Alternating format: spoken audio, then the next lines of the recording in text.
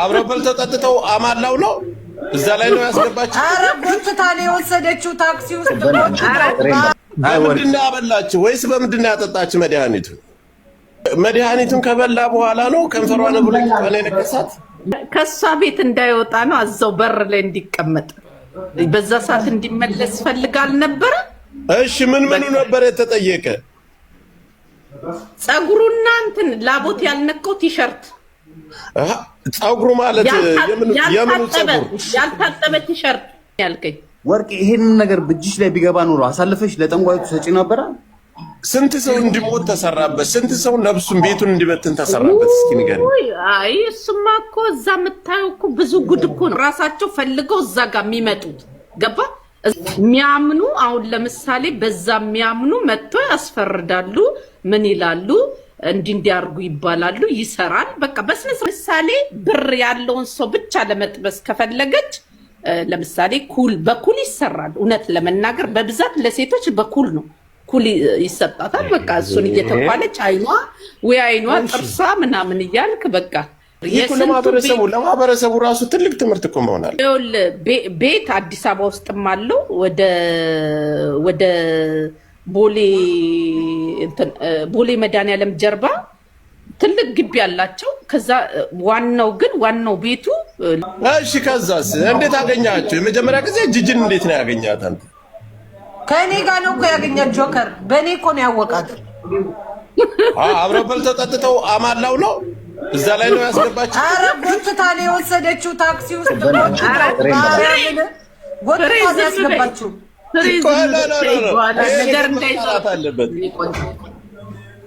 ሆዴ። እውነቱን ተናገራ። በምንድን ነው ያበላችሁ ወይስ በምንድን ነው ያጠጣችሁ መድኃኒቱን? የሆነማ መተት ማርቆብኛል። ከዛ በኋላ እኮ ነው መተቱ አልሰራም ሲል ደግሞ አሁን በወርቄ ደግሞ ሄዳ ያው ወርቄ ገብቷል አባባሪ ለጠንቋዮች እዛ ጀበና ታፈራ። በዶሮ ነው የበላው። በዶሮ ይሰራል እና ወርቅዬ መድኃኒቱን ከበላ በኋላ ነው ከንፈሯን ብሎ ቀኔ ነከሳት። ኖ መድኃኒቱንማ መጀመሪያ የበላው እሷ ቤት ነው። እሱን እኮ በዶሮ የሚሰራው ነው የበላው። ወርቄ ቆይ እዚህ ጋር መጠየቅ የምፈልገው ጥያቄ አለ። ጠንቋይ ቤት ከደወላችሁ በኋላ ጠንቋዩ ምን አላችሁ? እንደዚህ አንጡልኝ አላችሁ? ምን አደርጋችሁ? ከዛ በኋላ አንተ አልተመለስክም። እኔ ወጥቼ ተናገርኩ እኮ እኔና እሷ ስንጣላ አንተም በዛው ቀረክ እንጂ እኮ ተቀጣጥረ ነበር እኮ። ቆይ ምን ወሰዳችሁት? ምን ነው የወሰዳችሁት? ምንም አልተወሰደም። ገና የቆለጡን ጨገር የወሸላውን ጭገር ወስደው ነው ያሰሩት። ኖ እንዴት አድርገው ቆረጡት?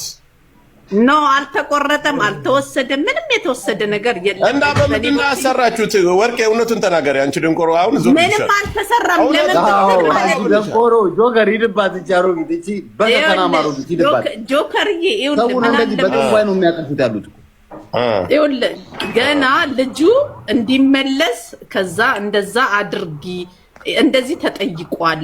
ወዴት እንዲመለስ? ኮፒ ሊንክ ታፕ አድርጎ አንድ ጊዜ ዋርኒንግ ላይ ነን ጋይስ። ከሷ ቤት እንዳይወጣ ነው አዛው በር ላይ እንዲቀመጥ በዛ ሰዓት እንዲመለስ ፈልጋል ነበር። እሺ ምን ነበር የተጠየቀ? ጸጉሩና እንትን ላቦት ያልነቀው ቲሸርት ጸጉሩ ማለት የምን ጸጉር? ያልታጠበ ቲሸርት። የላይኛው ጸጉር ነው የታችኛው ጸጉር? የታችኛው ምን ይሰራልታል? የላይኛው ሴትዮዋ በዚህ ደረጃ ነበር የምታስበው ማለት ነው። የሰው ልጅ ከተደረገብህ በኋላ ነው የታመምከው ወዴ? ከዛ በኋላ ነው እኮ ምንም አላውቅም ሆስፒታል የገባሁት። ማርያምን እግዚአብሔር እኔ እኮ ምንም አውቀው ታሪክ የለም እኮ እኔ እንዳመመኝም እኮ አላውቅም። እሺ ሆስፒታል ምንድነው በሽታ አለው አንተ? ሆስፒታልማ በቃ ኦፕራሲዮን መደረግ አለብህ፣ ጭራሽ አልጋ መያዝ አለብህ ነው ያሉኝ እኮ። በጣም ያስደነግጡኝ። ኦፕራሲዮን ምን አብልታ ነው? በሽንቷ ነው እንዳያጠጣችህ? በስመ አብ ወወልድ ወመንፈስ ቅዱስ። ደግሞ የሷ የግመል ሽንት በል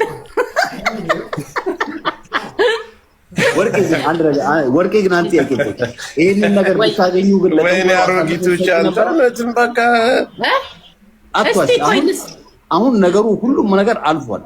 ግን ይሞታል ስትል ነበር እኮ። ግን ይሄንን ነገር ወርቄ ናት እንጂ ወርቄ ይሞታል ስትል ነበር። እውነት ነው እና ከሆነበት ግድ ነው። እሺ ቀጥል። ምንድን ያልከኝ? ወርቅ ይሄንን ነገር በእጅሽ ላይ ቢገባ ኖሮ አሳልፈሽ ለጠንቋዩ ሰጪ ነበር? እሷ እኮ ናት። እኔ እኮ አገናኛታለሁ እንጂ እኮ እኔ እኮ አይደለሁም ይሄንን ሪስፖንሳብል የምወስደው። ገባ? እኔ ስለማቅ እንደዚህ አይነት ነገር ገባ እንትን እዛ ተቀጥሬ ስሰራ ስለነበረ በፊት ማለት ነው ብዙዎችን አውቃለሁ። ገባ? እንደዚህ አይነት ምሳሌ የሆነ ሰዓት ላይ ሰርቻለሁ። 3 ዓመት 4 ዓመት ሰርቻለሁ ጆከርዬ። ስለዚህ አንቺ ራስሽ ጠንቋይ ልምድ ወሰደሻል 4 ዓመት ከሰራሽ ማለት ነው። ኖ ልምድ ሳይሆን ምን መሰለ መኖር ጆከርች እኮ እሳት ስታቀጣጥል የነበረች እኮ ነች እኮ ከዳሚ ነበረች እኮ ስንት ዓመት አንቺ ከሰል አረጋጋቢ ነበርሽ። ከሰል አቀጣጣይ ከሰል ቡና ምናምን እካድማለሁ፣ በርሶ መጀንላለሁ። ስለዚህ አንቺ የሚያገባሽው ነጭ አስጠንቁለሽ ነው።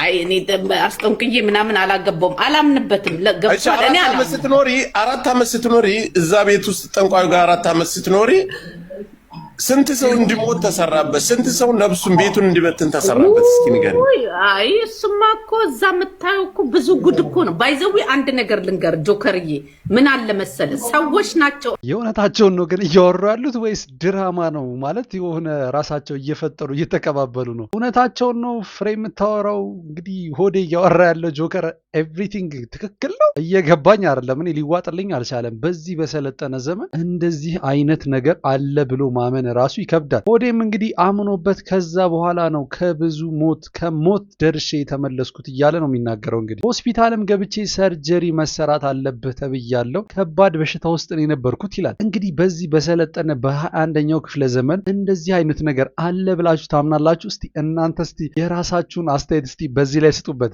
ራሳቸው ፈልገው እዛ ጋር የሚመጡት ገባ እዛ ጋር ያየሁት ነገር የሚመጡት ለዚህ መጥፎ ነገር ወደ ለሰዎች አልመክርም።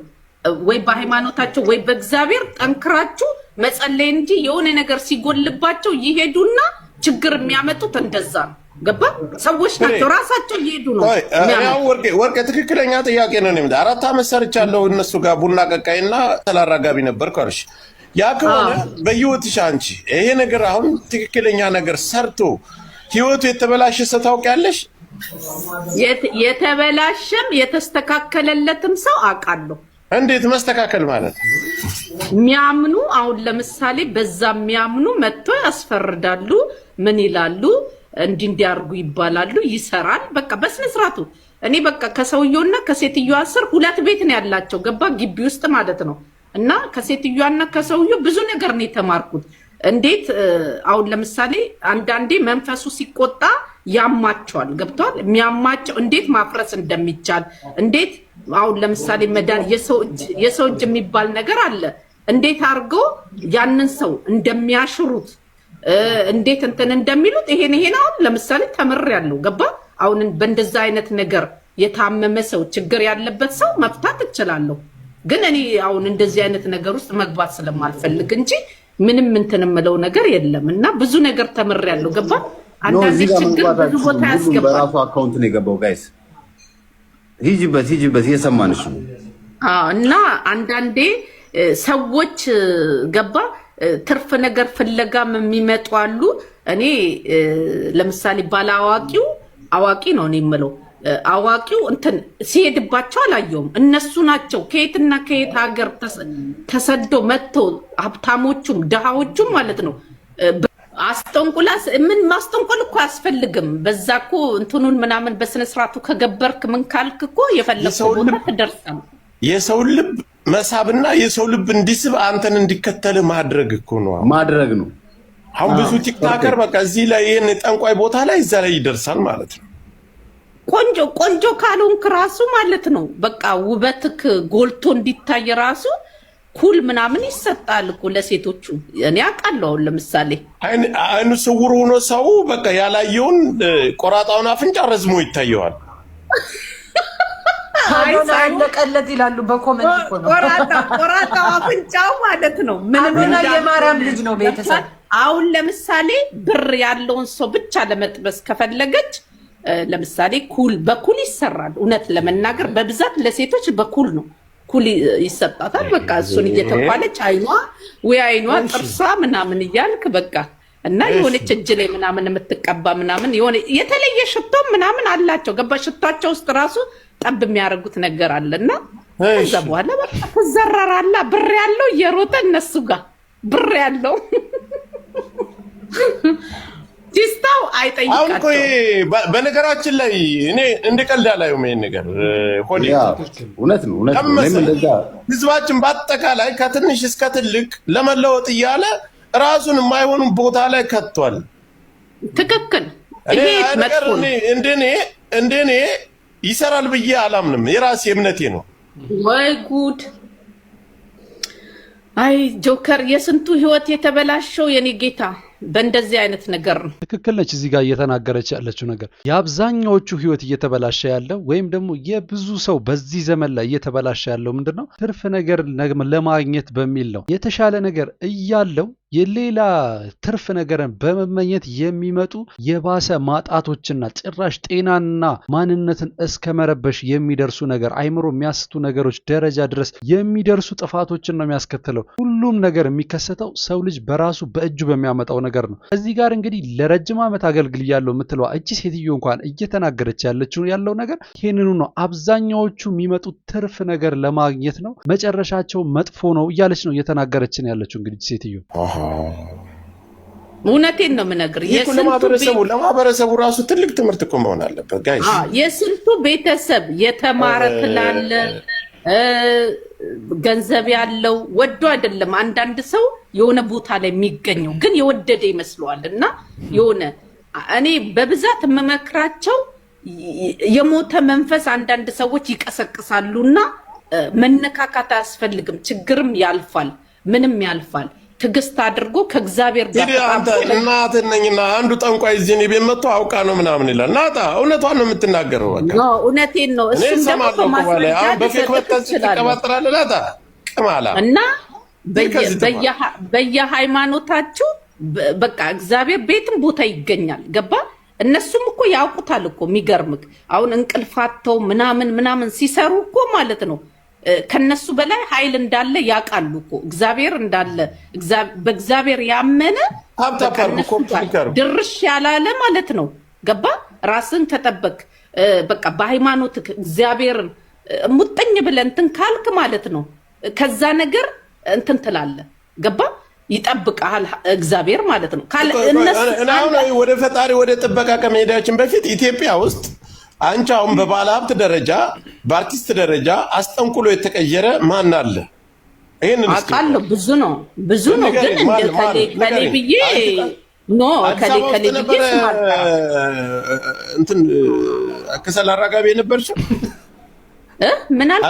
ሰውየው አዲስ አበባ ውስጥ ነው ጠንቋዩ? ቤት አዲስ አበባ ውስጥም አለው። ወደ ቦሌ መድኃኒዓለም ጀርባ ትልቅ ግቢ ያላቸው። ከዛ ዋናው ቤቱ ለምሳሌ አርብ ተኪዶ ቅዳሜ የአርብ እንትን አለ። ገባ? ዝግጅት። በዚህ ጉዳይ እንግዲህ እስቲ ኢትዮጵያኖች ሆናችሁ ይሄን ነገር የምታውቁ እስቲ በዚህ ጉዳይ ላይ ግንዛቤው ያላችሁ ሰዎች የእውነት ነው ወይ ይሄ ነገር አለ ወይ የሚለውን ነገር ስለዚህ ነገር የምታውቁ ሰዎች እስቲ የራሳችሁን ሀሳብ አስተያየት ነገር ወይም በህይወታችሁ ያጋጠማችሁን ነገር እስቲ ጣል አድርጉበት። እስቲ አንተን ትንሽ ጆሮዬ አልሰማለኝና ልካከም ነበር የመጣሁት። እሺ በቃ ካርድ አውጣላለሁ። እሱን ትመረመራለህ። ስንት ነው? 3000 ብር ብቻ። ካርዱ ሰማሁ። አሁን ሰምቻለሁ። አሁን ሰማሁ።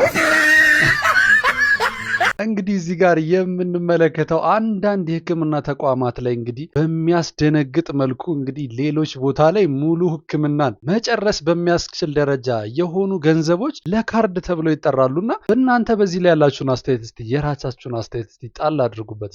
ህይወት እኮ በእኛ ጊዜ ጋር የ90s የዋና ላይፍ ይላል። እኛ ከዚህ ዋና ለመዋኘት ሰፈርን አቋርጠ የሆነ መንደር ትሄዳለህ። ትዋኛለህ፣ በሰበሰ ውስጥ ትዋኛለህ። ከዋና ከወጣ በኋላ ሰውነት ነጭ አመድ ጨው ነው የምትመስለው። ከዛም በኋላ ፓስቲ ይገዛል፣ ጮርናቄ። እሱን ትበላለህ። ጮርናቄዋ ቅባቷ እዚህ ጋር አፍ ላይ ክብ ትሰራለች። የበላህበት ፊትን ሙሉ ነጭ ነው፣ ጨው ነው የምትመስለው። ከዛ ቅባቷ እዚህ ጋር ተቀርባለች። ዋና ከዋና እንደመጣ በቃ ተባነነ። አንድ ሰው ያያል ሰፈር ሄዶ ይለኩስልሃል ቤት። ከዛም በኋላ በትሞት ውስጥ ተብሎ ግድያ የሆነ ዱላ እዛ በዋሱ ሞት ይሻለኝ ነበር እዛ እንደዛ ከመመታ እንዴ በሞት ተብሎ የምትቀጠቀጠው ዱላ በኢየሱስ እንዲሮትን እኮኛ እንደው እዚህ መድረስ የራሱ እንግዲህ ዘጠናዎቹ በየሰፈሩ ጤነኛ የሆኑ ወንዞች ነበሩ። ልክ አሁን ላይ እንደነበረው ሳይሆን እስቲ እንዴት ነው በአቅራቢያችሁ ባለ ወንዝ የት ወንዝ ዋኝታችሁ አድጋችኋል? እስቲ በክልል ከተማም አዲስ አበባም ያላችሁ እስቲ የራሳችሁን እስቲ አስተያየት